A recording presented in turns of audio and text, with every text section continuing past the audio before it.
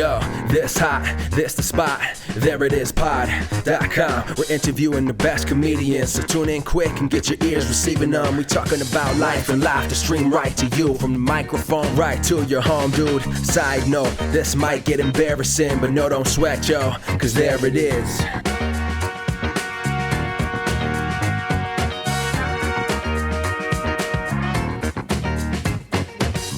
Welcome to the There It Is podcast, America's podcast where we talk to interesting people. I'm your host, Jason Farr. Let's do this. If Scott Aukerman is not going to use either, then I will use both. And he can send his lawyers at me. Come at me. You want to come at me during a global pandemic? Do it. I want to see how the world will treat you then. He's not listening. I don't know why I'm talking to him like he is, but thank you for listening. I appreciate it. We're making jokes here. I love Scott Aukerman and Comedy Bang Bang. I also love today's guest, Clay Hadden, not Clay Aiken, completely different person. Though I do believe Clay did audition for American Idol. Nevertheless, I'm not talking about Clay Aiken. I'm talking about Clay Hadden, best friend of the show and speech pathologist. He has a new YouTube page for his speech pathology called Mr. Clay, and I've known Clay for about 20 years, and you're going to be able to hear that in our rapport. We give each other a lot of grief, but we talk about the work that he's been doing with his YouTube page and exactly what speech pathology is. It's a real fun chat. I hope you enjoy it. Here's my chat with Clay Hadden. Have you listened to the new Dixie Chicks album yet? No, I'm sorry, the new Chicks album. The new Chicks. I did that once, too, where I was like, Alexa, play the Dixie Chicks. I mean, the Chicks. Alexa, stop playing music. So have you listened to it? I've listened to it up to March. Up to like March, yeah. Whatever the name of the song is. It is very good. It's so good. I have enjoyed that album, and to the point where like I'm listening to it with the kids all the time. Not my kids at work, but the kids at home, and we're really trying to get Emma. Emma has for everybody listening, I have a 3-year-old named Emma, and she's been really trying to like request and talk to us about getting music sung by girls, is what she says, and so like she wants to hear girls singing. And so we've been listening to a lot of Dixie Chicks and Taylor Swift in my house. She's 3, but she's woke, is what you're saying. Oh, she's super woke. She's way more woke. She also likes Haim. Nice. They're great. Well, all of those people you mentioned. Their new album is great. Taylor's great too. The Chicks. Despite all the horribleness of 2020, I feel like there's been some good music and art coming out. That's true, and it's been an interesting year. On like the silver lining has been interesting for this year. Yeah, and you're like what we're talking about. The reason you're here is part of that silver lining. I feel like at least for you. Let's go back here though, and let people who are listening know what a speech pathologist is or a speech therapist, because some people might think. When you started working in that, since, just for the listeners, this is someone who's been on the podcast before. He's one of my best friends. Everyone knows, I guess, that episode that you barely talked in.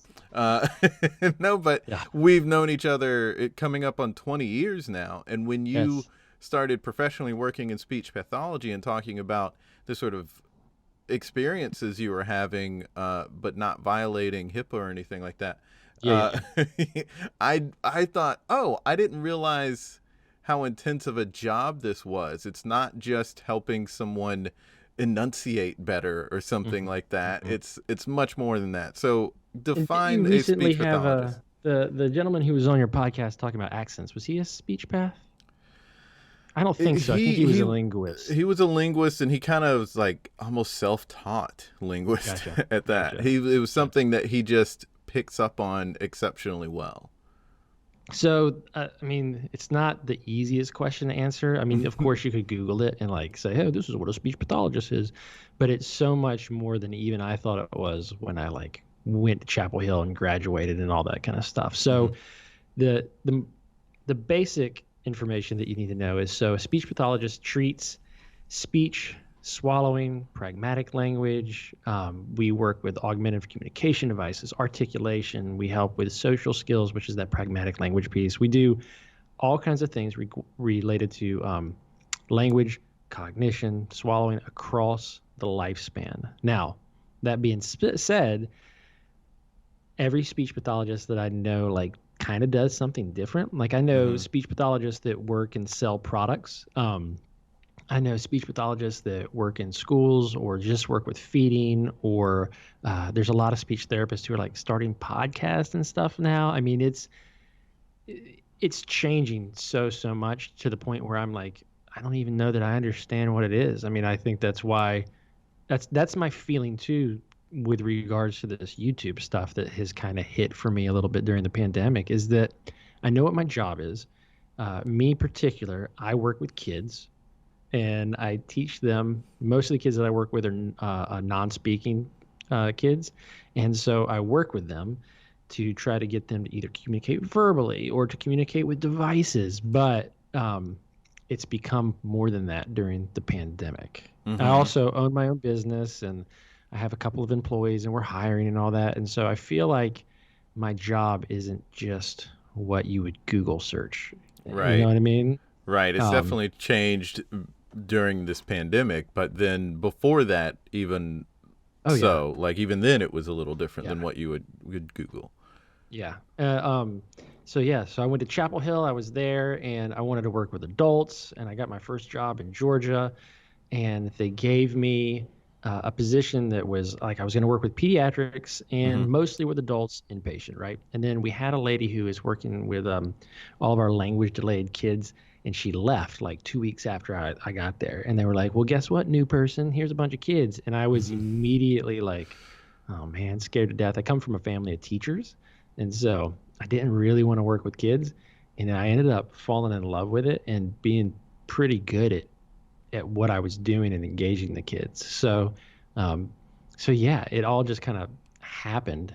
Most like everything else in my life just kind of happens. I feel like if I go in blindly, then I can learn as I go. Not that I didn't have a great education and lots of background, but not knowing that I was going to be in the situation where I work with a bunch of kids all day. Right. I mean, that was not even on my radar. Yeah. I mean, what were you originally thinking? That you'd be working with adults? Yeah, head neck cancer or stroke patients. Like that was that's what I wanted to do. And I did do a little bit of that initially. But I remember one day in particular, I was sitting in my office working with a kid, and I got him to say the word go. And I was like his second or third or maybe fourth speech pathologist. And like after that, he just started talking more and more and more. And we just we made some kind of connection. And it really, I was like, oh, this is something that I can do. I'm prepared to do. I think I must have had like a little bit of natural, I engage with kids well and stuff like that when they're in front of me. So it was not what I was looking to do, but man, it was so much fun. And kids are awesome too. Like they're the most honest, true people in the world, right? Kids are absolutely wonderful. They're going to tell you what you think, what they think, even if you don't like it. And they're, I don't know, it's fun. And yeah, but I don't just do articulation drills all day. I mean, that's some of it. We definitely work on P's and S's and all that kind of stuff. But for me in particular, that's not a normal day for me. I think it's something that people can easily take for granted because people who the average person doesn't have need for a speech pathologist. So when I saw some of your early YouTube videos where it was really you just making the SP sound over and over again, it was like, oh, wow, this really is like a athlete training and just doing a particular drill over and over again or exercising a particular muscle, so to speak, over and over again. I mean, that is just so far beyond what I have to do, and that's what your patients have to do to speak. Yeah. I mean, it's just all very interesting. So, and I don't know how far back to go or anything. So while I was working with the kids, two things that kind of also became interests of mine were augmentative communication, which is So AAC is a big variety of things. It can be using like an iPad with a communication app on it. It can be sign language. It's anything that's not words, essentially, to Mm-hmm. communicate, Mm-hmm. right? And then the other thing that I really became fond of was this technique called video modeling. And video modeling, and again, these are all the most basic terms for this because I don't want to get too clinical. But video modeling is um, this concept of presenting to individuals a a series of tasks or movements or whatever it is you want it to do. It can be social language, it can be articulation, it can be how to wash dishes or tie your shoe. It can be just about Mm-hmm. anything. But what you do is you get rid of all the extra information. So you have just the action on the screen with, maybe minimal words or something like that. Um, and there's a lot of research coming out that says video modeling is kind of this untapped thing that has lots of potential. And we're seeing the use of it grow now that we live in this world where everybody has a camera in their pocket, right? So Right. I started really getting into video modeling. I did some presentations for like fellow staff members and stuff. And then I started working with kids who needed articulation help, but the old techniques weren't working, and so I started videotaping my mouth and putting it on YouTube, Yeah. which is really what I was thinking about. Like, okay, it's no worse than. Do you know who the toe bro is? No. Okay, so there's this guy. He's the toe bro, and one of my clients showed me this. And he basically like they find really gross foot injuries and stuff like that, and they do like little toenail removals and stuff Oh online. wow. And he's huge. But anyway, There's some I weird was like, stuff okay, on YouTube. oh, there is. And I was like, well, this is no more weird than that. So I started putting some stuff out there and was just assigning it as homework. So that way, and for me, it also came from the motivation of like these parents are in the sessions with us, but going home and doing what I'm doing with your own child can be a challenge. Like Mm-hmm. kids don't work as well for their parents a lot of times, especially compared to like their therapists or their teachers. Mm-hmm. We've seen that with our three kids. My wife is a teacher. I'm a speech path.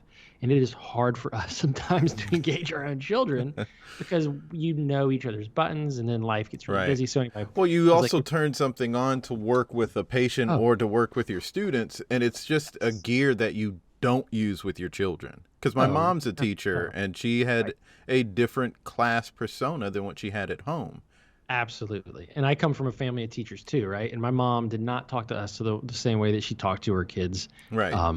And so anyway, it was good for homework and instructions for the parents, and it gave them something to kind of hold on to of, oh, this is how it's supposed to be done. And so Mm-hmm. it was just at that point, it was just this nice little resource. I would get the occasional email or message from somebody saying, hey, I'm using this for stroke patients, or hey, I've been using this for my kids at my office because we're wearing masks now and all this kind of stuff. So it Mm. was just this and it was really small. I never advertised. I only had like 200 or 300 subscribers on YouTube. And I never really thought of it as a way to, I don't know, bring a second income or educate. I just never thought of it as Mm-hmm. anything other than another tool for my families to use. Right. Right. But that developed into something else when the stay-at-home orders happened and you couldn't see these patients face to face. And if like you were saying, if you were trying to, you'd have a mask on and they wouldn't be able to Right. really take in your lessons. Yeah. So So, how did yeah. that transition happen? Like, what made you say, well, what if I just put everything online? It was like a perfect storm, right? So, COVID in South Carolina, we couldn't see patients and be reimbursed via teletherapy during the first few months of all of this. And it's actually, they're saying that August is when that runs up. So we'll have to see people face to face again pretty soon. Mm-hmm. So teletherapy was like not even an option for us. So we couldn't see kids Mm. face to face. We couldn't see kids online, and there was no plan in place on when any of that was going to open up. Now, for me, I've got three kids. I've got these staff members who depend on me, And I think I was like, okay, I have to help provide for these people and figure some things out. Like, what does all of this look like now? And so I was going up into my office and treating my office hours like regular office hours. And I mean, honestly, and I guess my wife will hear this, and so she may not know this, but a lot of it was just me looking around online, like, okay, and kind of having like mini meltdowns, trying to figure out what was going on, because we were all at the same time as I'm going through this, we're all going through like this existential, like, is the world ending kind of thing. And so all of that coupled with what I can only describe as a midlife crisis, I was like, okay, it's time to it's time to like start reinventing some things. And so I was when we finally got to do teletherapy, I had like a green sheet behind me, and I started messing with green screens and playing along with that kind of stuff. I'd already put a bunch more videos of articulation therapy type things online, and I was doing a bunch of videos of like how to use an iPad, how to program it for this, how to use this app. So some things like that. And it was getting some traction. And then I started doing the green screen stuff via Zoom, and I was getting really good responses from my kids by basically pretending that I was like a kid's show, right? Because you're trying to engage any 3 or 4-year-old for 45 minutes to an hour on a computer is really hard, right? But I know that I've seen it with my kids and with other kids. They'll watch a video of someone playing with slime for like 6 hours. Like I was like, okay, so how can I translate some of that into what I'm doing? And so I started trying to emulate and act like some of those people online. We have a bunch of toys because we have 3 kids. And so I'd get a bunch of toys and be like, hey, let's go to the zoo. And I'd like put animals up on the green screen, and I was very exaggerated so that they could see me and follow me a little bit better on the screen. And yeah, like it just kind of clicked, and I was like, oh, I might be pretty good at teletherapy. Like I didn't hate it. And I had so many colleagues who were like, this is the worst. I want to be in front of the kid. And I was like, I don't know. I kind of like this. And so then I put some like how-to videos together for like staff and friends and peers and stuff, and I put those on YouTube, and I got a lot of really good feedback from those. And then I was like, okay, I'm going to be more direct. And so I was like, all the kids at work call me Mr. Clay. I'm going to adopt that as my persona, so to speak, and start doing some more targeted and kind of pointed things and try to figure it out. And so I've been over the last, it's been like 90 days, right? A little or more than 90 days, but it feels like the last 3-4 months, I've just been slowly trying to figure out all this YouTube stuff and all this social media stuff. So I just had an interview another one from Chapel Hill that was published yesterday. And when she called me, she kept talking. It was such a nice thing, first of all, for them to even think that people would care about this, but she kept calling it my show.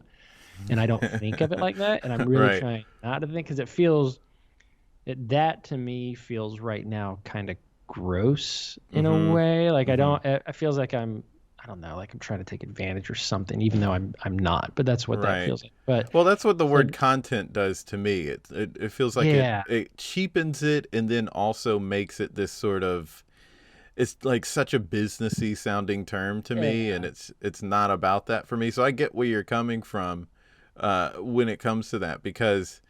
But it needs a name, but it's also just like, what? I don't know what to call this. I'm just calling it my channel. And so anyway, they called, and I don't know, I've just been slowly figuring it out. And I know that like, if you look at the progression, like if you get on YouTube, you can like look at, oh, he's starting to change his lights here. Oh, he got a better microphone here. Oh, he got better cameras here. And, yeah, you're in that stage of figuring it out. Yeah, and I hope that that's where it kind of keeps going, because I am not a performer. Like I enjoy performing.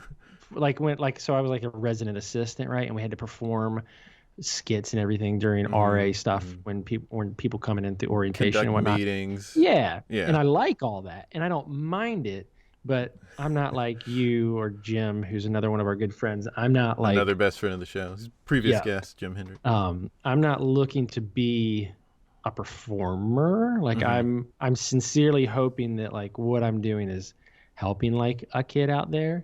And the feedback has been mostly great. I've gotten a lot of really good feedback from parents and kids saying that, you know, it's just been a really nice addition to their YouTube viewing. And then I also have gotten some feedback like, hey, you come off as kind of awkward and stuff. And all of that is exactly right, because I am awkward. Like it's not necessarily part of who I am. So I'm learning a bunch of stuff at the same time. I've got a guy who's going to maybe, his name is Ed, and he's a super nice guy that I met through our church. And I think he's going to like he's got some background in media production. And so I think he's going to try to help me kind of fine tune some things. And, you know, like, for example, I would love to have like more dynamic movement during the videos where like maybe I go outside or I do this. But right now it's me by myself with my cell phone. Right. And I've also still got a business to run, and I shoot everything in like 15 minutes in between kids. So I think, you know, there's room to grow, but mostly I don't know. It's been You're fun figuring to it help out. people. Yeah, and it's been fun to help people in a way that I never thought I was going to help people. Like you've known me for 20 years. Right. I'm a funny guy, and like I'm going to say Cutting that up about with myself. us. Yeah. Yeah, cutting up with you guys, but I don't like. Yeah, that's not necessarily my thing. So it's been Right. it's been an interesting growing stage. I also don't I like to avoid conflict and criticism. But that's So I'm hard to learning- do when you're putting stuff on the internet. Exactly. And Yeah. I think it's all fair. And, you know, at the end of the day, if 99 people hate it and one little kid like enjoys watching it, then the thing that I produced was for that one little kid. Yeah, Like, and that's part how of I get it. learning about. I mean, what I'm taking in is that you are learning how to do this thing, and you are still researching it, and you're still developing a new skill. And also, and that's just on top of trying to just figure out how to keep your business running, you know, Yeah, absolutely. and it's run, you know, have a family in a absolutely. pandemic. I mean, you've got a lot on your plate, of course, but this is something that you are learning and still figuring out how to do. And it's not the majority of your time right now. Like it's not something that you're spending 90% of your focus on. I'm spending maybe 5% at this point, and that's going to change. Like we are hiring people, and the staff is increasing, and I'm going to back down off seeing patients so I can run the business better and all that kind of stuff. I mean, there's so many things happening at once, but it's just been, I mean, more than anything, it's just been kind of a lot of fun. Like it's just been this other thing. It's a muscle that I've never flexed. I like to think of myself as a creative person, but I'm the kind of creative person who likes other creative people and likes to like see what they do. Like I'm into what like Jason's doing, or what like Rob is doing with his guitar stuff, or Jim and his band, or whatever it is. Like I appreciate that from other people. So now I guess I'm part of that mix, but I really don't want to be taken that seriously. Like I don't like I fear that people are gonna be like, you're seriously trying to do this and this is crazy, and I'm like, well, I don't think it is. Like I don't think I am being serious. Like I do. There's a right pace and altitude that you need to find. Just number one, so that you can do it as best as you can, but then also so that it doesn't get unsustainable. Which is the big thing. It's like when people try to do, I've seen so many people will say like, oh, they say you should do a video a day on YouTube or Instagram or whatever. And they fall off with that after a while because they get burnt out because that was too much. That was too high of a pace. And I don't even know if it's necessary to do that. But it is a lot to come up with an idea that you think you can get hundreds of thousands, if not millions of people to pay attention to, while also shooting it yourself and editing it yourself and publishing it yourself. That's a lot. That is a lot. Not knowing what the heck you're doing. Like I legitimately don't know what I'm doing. If I figure anything out, 95% of the time it's kind of like an accident. You know, there's a lot of Like just, I mean, there's a lot of research on YouTube, and again, our buddy Jim has helped me so much with sound, for example. Like I've learned so much about that. I'm also learning like about algorithms and tags and all this kind of stuff. And yeah, man, like it's a new world out there. And I just, I've been lucky enough not to have to do it. And then, and I shouldn't say that. I enjoy what I'm doing. Like, don't get me wrong. Like I've been more satisfied with my job over the past, 90 days than I have in a long time. And that's because I like to do new things and I like to figure new things out. I also would consider myself like a low grade techie. Like I enjoy to a certain degree, like technology and figuring things out. And so, yeah, it's just been a lot of fun. And most of the response has been really great. And that's been nice. And then the responses that haven't been great have also been nice in terms of like giving me perspective. And yeah, like it's been fun. And I, again, and you say these things, especially as a therapist, and you're like, it's going to sound cheeseball, but you've known me for 2 decades. But like, I really just hope that there's some kid out there that benefits from it. And I've gotten emails from parents saying, this is the first time that my child has seen their, aided language symbols or whatever on a screen with someone talking to them. Because there's a lot of really good kids content out there, but it's not necessarily aimed for the population that I'm hoping to aim for and stuff like that. So it's been it's just been fun. Like I've enjoyed it. And it's made me a better therapist too. Like I'm forcing myself to be creative and stretch some muscles that I haven't had to stretch in a while. And the therapy that I've been giving is better. Like you just grow, like any job, you grow kind of complacent and you're like, oh, these 10 things work. I'm going to do that.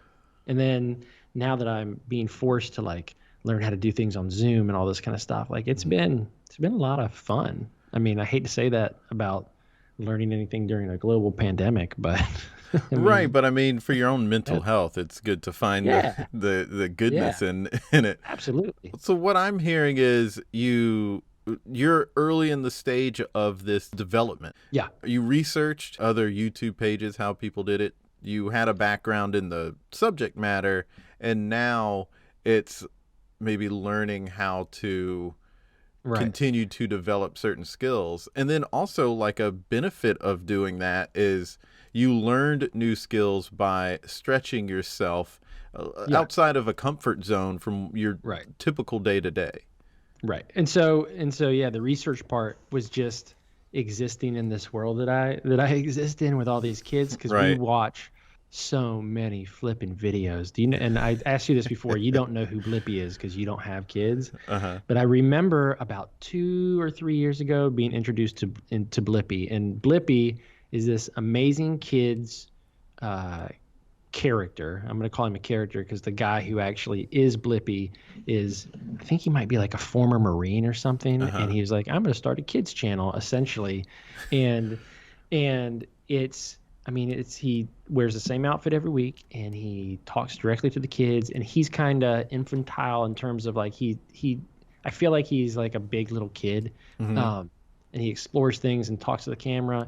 And I remember watching that thinking like, I might be able to do something like that. Like I'm not aiming for like Blippi level or Mr. Rogers level. I'm like, but I think that I could engage kids and also provide information. And, because I mean, there's a bunch of different, and I love kind of talking about this, but there's a bunch of different interesting children's media out there. Some of it is supposed to be informational and, some kind of lesson is supposed to be learned. Some of it is just supposed to be fun. And maybe there is like a little B story type lesson that you learn from it. I'm thinking of like a DuckTales episode or something where like it's supposed to be this adventure show, but also you might learn how to like be a better person in some way, but that's not necessarily the main point. Versus like a Blue's Clues where everything is slow, or Sesame Street where it's like a slower pace.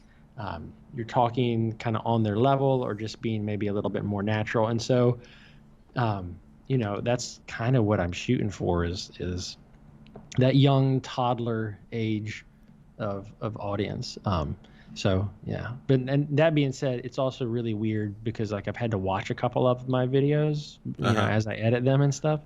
I don't like it, but it's been hardly anyone likes watching them. So I a long time ago was able to, in college, I got to a place where I just got used to hearing my voice or seeing me on camera, and I'm just sort of blank during that part of the stuff that I edit. I'm always like, look at my, like, why did I make that face? Yeah. Or like, does my hair really look like that? Am I going bald? Like, is that a zit? Like, you know what I mean? Like, there's I don't know. I find myself not fun to look at. Well, I mean, that is part of the work too. I mean, that's why they tell you that's why they say to comics to watch tape, because that's how they learn how to adjust. Like they say, oh, you kind of looked off randomly. This, engage the audience. Look at the camera more. Whatever you have to say to yourself. And so while that can be kind of rough to a certain extent or embarrassing and puts you in a vulnerable position, there is the benefit of absolutely of developing through that. It's also made me appreciate people who do any kind of media or entertainment at all. Mm-hmm. Like, good for you guys, because this is not like, I mean, I have to come up with the idea, I have to film it and light it and record it and edit it all myself, and it's, I mean, I'm trying to produce a video every Monday, to be ready for every Monday, and it's a lot of work. It really is. Like, and it's only like a 4-minute video.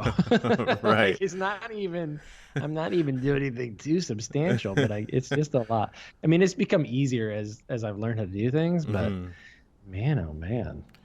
How do you shift gears? Because as you've mentioned, there's all that stuff that you just were doing to develop these videos, but then there's also running the business and family time and working with patients when you can. I mean, how do you shift from one focus to another?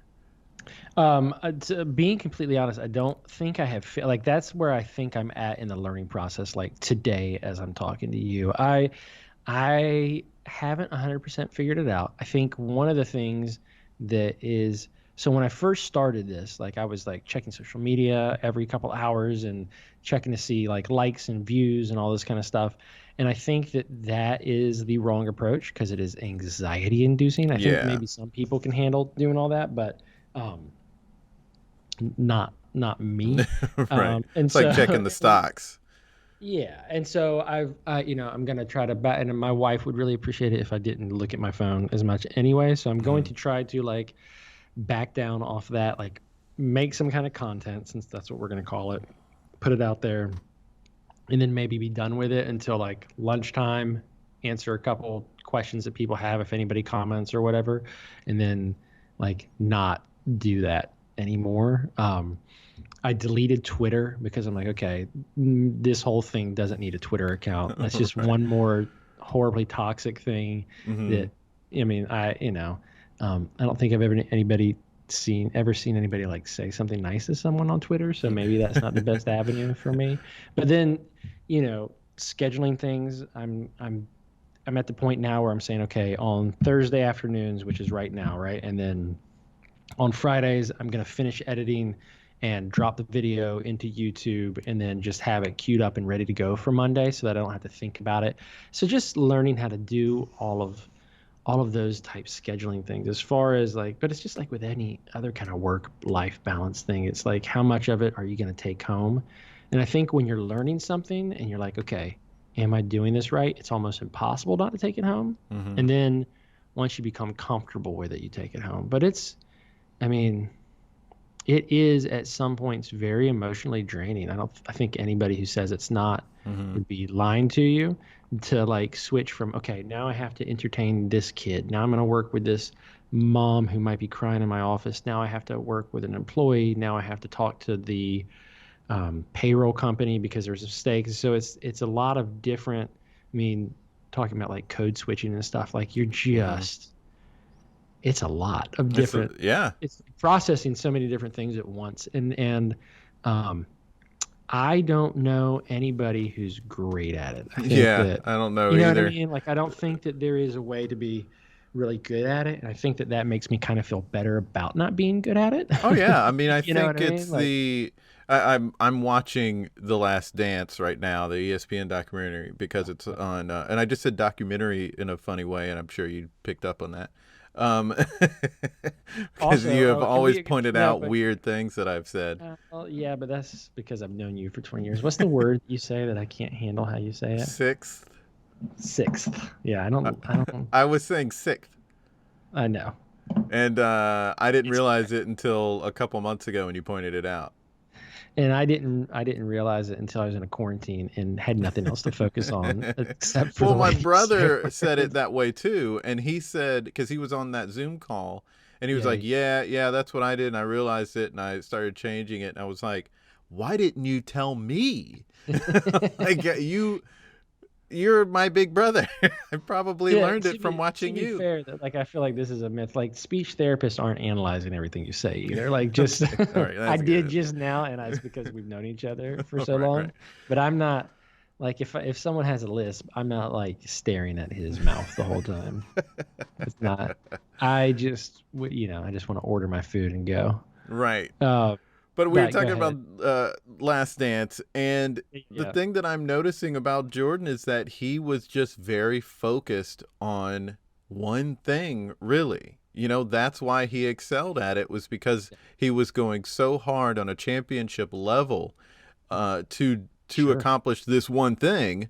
Yeah. And yeah, when he very much had a work hard, play hard thing. Like when he wasn't on the court, he was playing golf and he was betting, you know, like he Yeah. was Yeah. just goofing He's off an big time. intense, big personality. Right. But at work, he wasn't Mhm. like everything that had to do with basketball. I don't know. I mean, he did also every once in a while have to shoot commercials, Right. and he had the shoe line.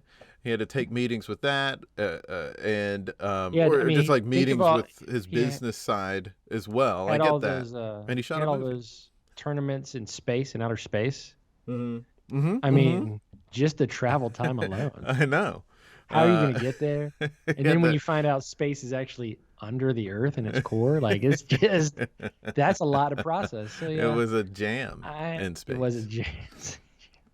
But Sorry. for real though, like I understand that there was some switching that he Yeah. had to do as well, Well, but he it doesn't sound I like would I people would love if anybody takes anything away from this for you to know that Jason thinks of me as Michael the Jordan of Michael speech Jordan therapy, thing. Yeah, yeah. which is not true. No, you can compare me to Michael Jordan anytime you want. I have his autograph actually.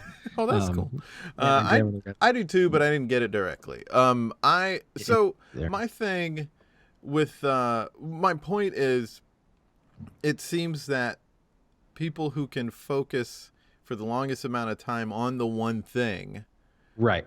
can maybe have a stability in their mental and emotional health, or Right. even just like a little more success than Yeah.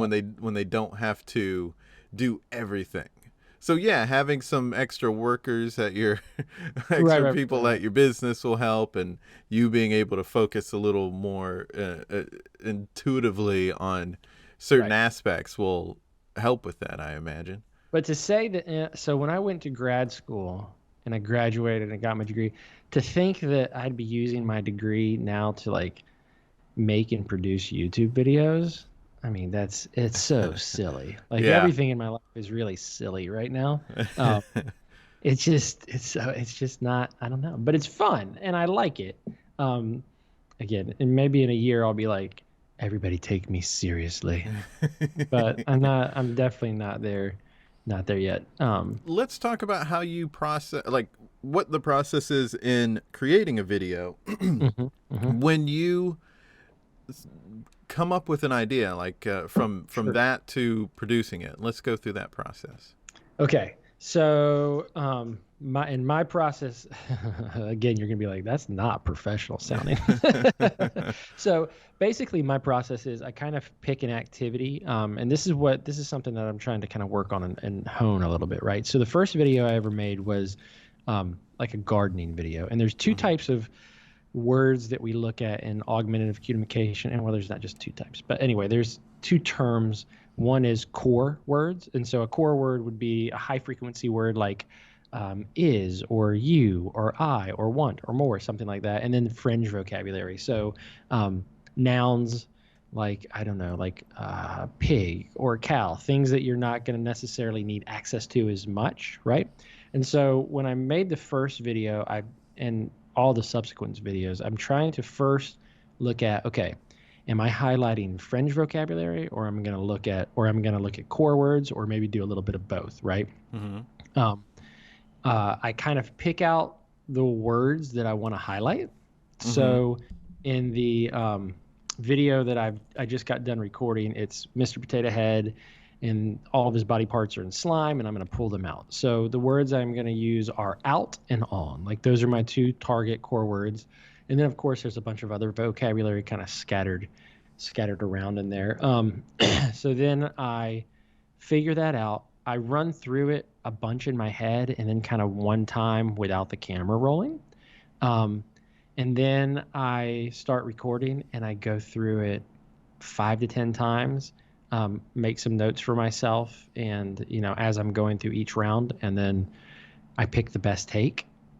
And because I'm doing static takes, I'm not doing cuts or anything like that, because I just don't have the time to do that right now. Right. Because that would just add more to it.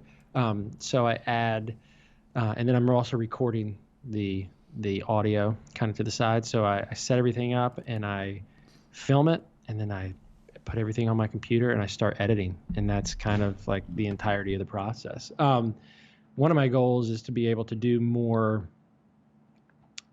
in terms of preparation. Like, I want to have, like, here's my 4 hours to record things, because I feel like I could, like, get some better content. Again, I want the cameras to start being more dynamic, and like maybe follow me around the room and stuff like that. But I'm just not there yet. It's just not something that is possible for me to do time-wise and everything. But right. So that's it. So I kind of pick what vocabulary I want to focus. The last one that I did was a birthday party theme.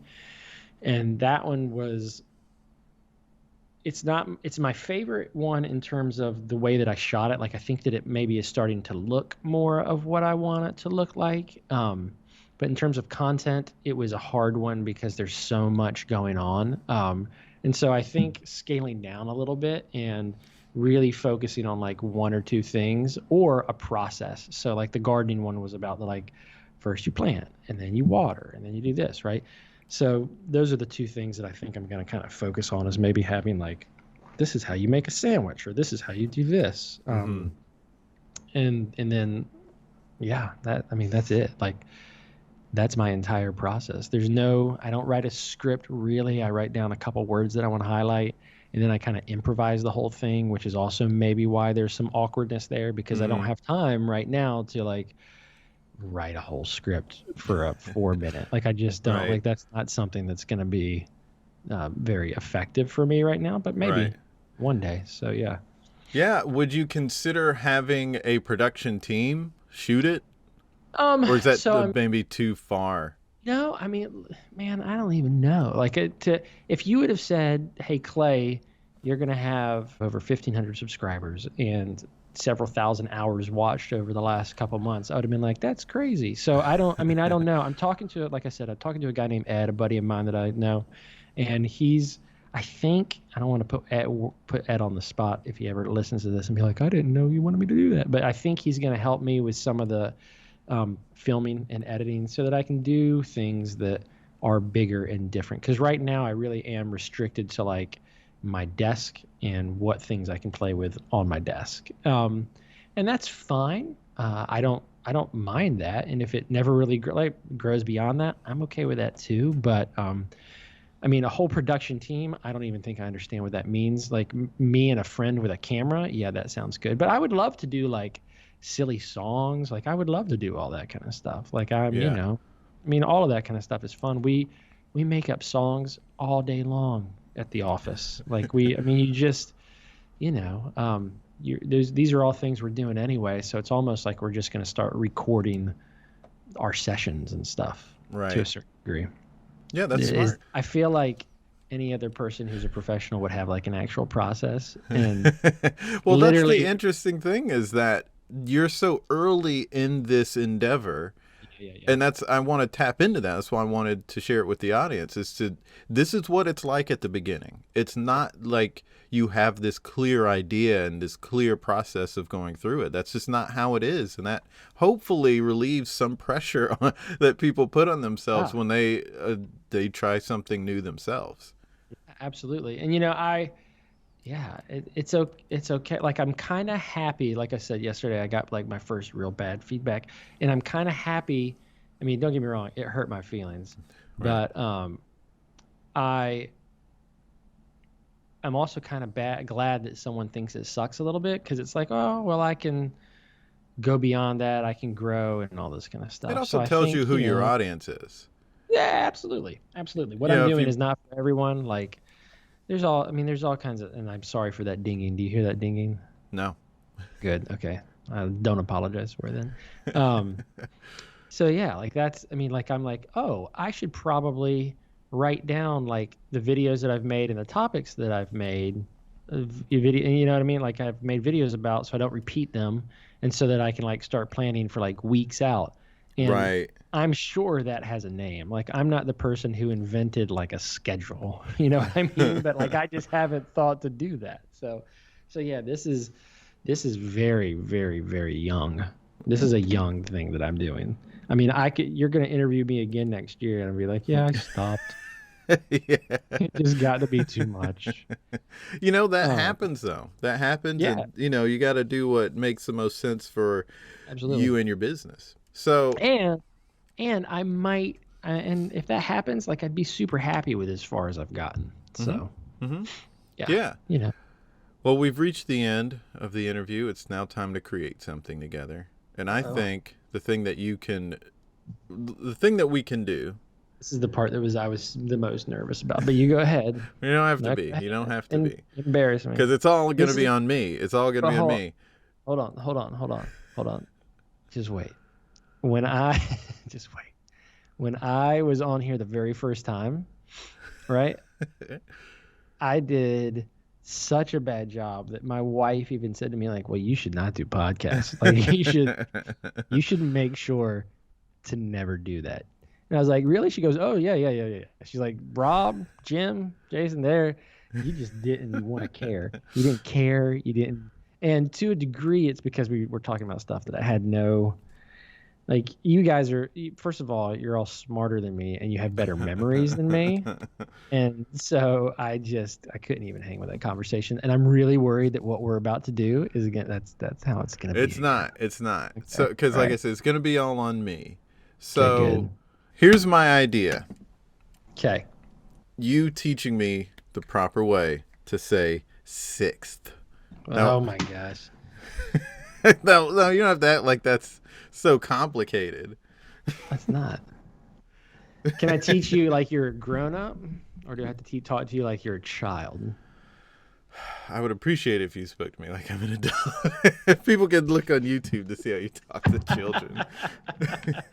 If I'm going to talk to you like I would talk to you, it would be something like this. Dude, what are you doing with your tongue? All right. Yeah. All right. But act like you don't know me personally. Okay. All right. Okay. Don't act like you can rag on me like you have for 20 years. Okay. All right. I'm going to go through like the whole, you walked into my office. Okay. Hey, my name's Clay Hadden. I'm going to be working with you today. How's it going? What's your name? I'm Jason. My name's Jason Farr. Thank you for meeting with me, Dr. Hadden. I'm not a doctor. Okay. This is where I would make one of those jokes like, that's my dad's name. Don't call me sir. So first of all, you came to me, you called me a couple weeks ago. You said you had some concerns with regards to your articulation. Mm-hmm. I don't get a lot of older patients. So what exactly are you worried about? My main word that I feel like I have a hard time with is sick. Sorry. I say sick. I wouldn't laugh at the person. Okay, just to clarify, tell me the word you're trying to say. Spell it for me. SIXTH. Okay. And so you're having difficulty with that TH, right, at the back? I feel like I say sick. This is how I feel like I say it. Mm-hmm. That I say SICKTH. Is that how your family said things? Is it like I'm sure I picked this up from my brother and my dad, and I just didn't know until an adult that it was wrong. First of all, never let people make you feel bad about the way that you sound. Okay, so if you've got a best friend who is like, you sound stupid, ignore him. He's not a good person. Okay. I'll delete him from my phone right now. You should probably do that. Okay. So the first thing that we're going to talk about is the position of your tongue, right? So if you're saying sick is what it sounds like, and we're doing this over Zoom. So it sounds like you're putting the back of your tongue up to the palate of your mouth. So sick, right? Yeah, sick. And if that's what you're saying, right? So then what you want to do is you want to bring the tip of your tongue to the back of your teeth, kind of like this. And if you want to stick your tongue out a little bit, you can. Sixth. Right? Yeah. And now when we talk, we don't exaggerate quite as much like that. Correct, so if I say sixth, you're not gonna see my tongue protruding out of my mouth because I would look like a maniac. But what you do is, to practice it, let's just do this. Go. Good. Can you do it and maybe be a little more natural with it? Okay. There you go. Okay. Right. So you don't have to make a big exaggerated face when you do it. I do that so that you can clearly see what I'm doing, and also because I work with kids and that kind of helps them. So Okay. All right. So now let's I tend to mimic as directly as I can because I didn't mention I'm an actor and I like to mimic. You didn't mention you were an actor. Do you have to do anything that I would know anything about? You're in Charleston. You might have seen me on the side of a bus. Oh, I did see you on the side of the bus. Wow, that was me. Okay. So stick your tongue out, and at the end of sixth. Oh, you're still saying sick. You're letting your tongue bump up at the back. Sixth. Right? Sixth. All right, so say six. Good. All right, say sixth. There you go. So I know, it's so weird. And this is truly, I'm breaking character. This is truly how awkward it is sometimes to like do words with people or teach parents how to do these words. So let's try it again. I want you to, basically we're going to say two different things and kind of put them together by increasing our speed a little bit. So say six. And then just the TH. Good. So say six. Good. Now do it a little faster.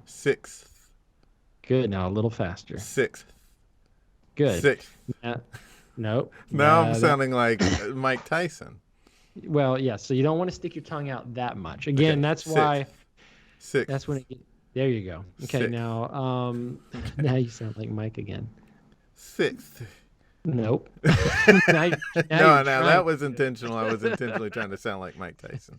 Six. There you go. So make sure you're hitting that hard too. So six. That was better. And then what you want to do is shorten that pause in between. So you just practice it until you are. Excuse me. You say it a couple of times. Well, so here's the thing: is I can't count. So first one, no, it's sixth. Like I came in sixth place. Sixth. Right. And also, and here's another thing: when you're practicing in isolation, it's not the same as how we say things. So you might want to try practicing in a sentence, right? When we isolate, we try to we overemphasize. We have a tendency to. So say I came in sixth place. I'm in sixth place. That was better. It was. It really was. Okay. Yeah. I did okay. Out of 20, I came in sixth place. I did it wrong that time. It's okay. I came in sixth place. You're putting your whole tongue out of your mouth. I can see. Yeah, and then I said plaith. Yep. I came in sixth. There you go. Sixth. It's better. Sixth. It's so hard. And so here's the other piece of this that why this is tricky, right? Is that this is a learned motor pattern. How old are you? I'm 41. And I'm 35. plus sixth years old. So something that you've learned over a long period of time. Right. You've got muscle memory coming in there. So what you would need to do, what I would say then is like, listen, let's also try some other TH words. We could say, I don't know, I don't have my list of words in front of me, but you could say mixed, like you make up words and make up silly words just to practice. And we would kind fixed of it. fixed. Yeah. Like you say silly, like you just lots and lots of drills and practice until you can hear it the right way, which you're doing, and then physically produce it the right way. Gosh, that transition from doing it the over-enunciated way into just the normal way, that is a frustrating time period. Now imagine being like a little kid who can't communicate, that they're like having difficulty with it. You know what I mean? You're doing God's work. No. No, I'm not. This is also, I feel like I need to be like, this is not, there's a lot more to what we just did. Like I also have like visuals and videos and cards. Like if you were a little kid, we'd be like counting ponies or bears in a jar. There'd be all kind of stuff. Anyway, well, that was fun though. And I'll send you some homework if you would like me to. Yeah, please send me some homework. I feel like you also need to make sure you give backstory that we've known each other for 20 years. For sure. And how you met me. And that we often date the same women. That happened. I don't think it's never happened. There it is. Clay, thanks for coming back on the podcast. This was probably my 6th favorite episode. See, now you dropped your lip and it came out as a little bit of an F, I heard there. Yeah. Well, it's because of that I had favorite coming in after. 6th favorite episode. There you go. There it is. I just said it. Well, that's what 2 idiots having an idiotic good time sounds like. I hope you enjoyed that, and I hope you check out his work on YouTube, youtube.com/Mr. Clay. You can also follow him on Instagram at Mr_Clay_SLP, and you spell out Mr. for both of those accounts. Also follow him on Facebook at Ready Set Talk Therapy. And check out our comedy lifestyle newsletter. It's free and offers a lot of really great tips. And follow us on Twitter, Facebook, and Instagram at There It Is Pod. Until next time, be good to each other. The music for the theme song was created by Neil Brooks. The rap was written and performed by Nick Acevedo. The logo for There It Is was created by Jeff Prater. The There It Is podcast is produced by Jason Farr.